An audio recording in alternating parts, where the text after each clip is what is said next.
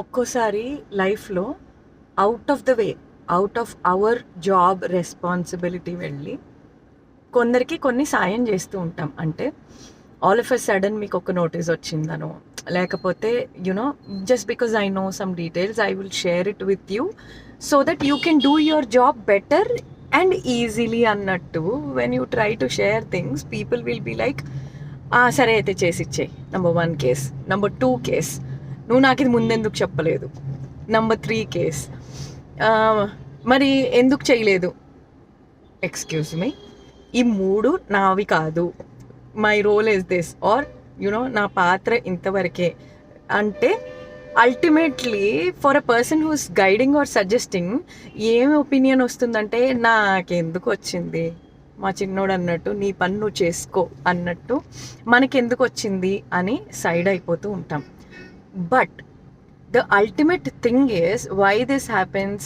ఒకవేళ వాళ్ళు అలా అన్నప్పుడు రెండు సినారియోస్ ఉంటాయి మనకు కూడా. ఒకటి సైడ్ అయిపోవటం, 2 making them aware of the situation.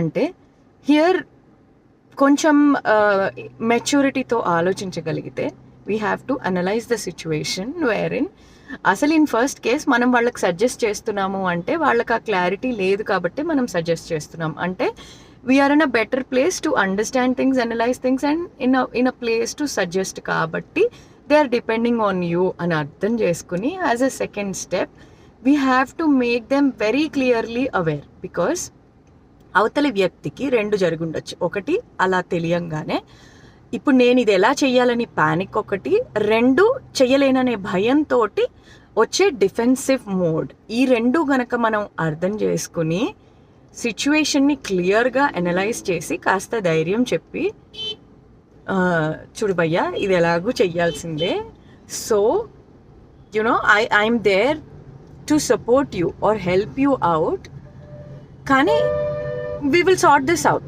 I will be there, but however it is not my task, it is your task అని క్లియర్గా మనం కనుక అనలైజ్ చేస్తే వాళ్ళకి ఆ ప్యానిక్ తగ్గిన తర్వాత, కన్ఫ్యూజన్ క్లియర్ అయిన తర్వాత ఎనీబడి విల్ అండర్స్టాండ్. అలా అర్థమయ్యేటట్టు చెప్పగలగటంలోనే, అంటే మన మెచ్యూరిటీ ఉంటే కంప్లీట్గా ఉండాలి, లేకపోతే అసలు ఉండకూడదు.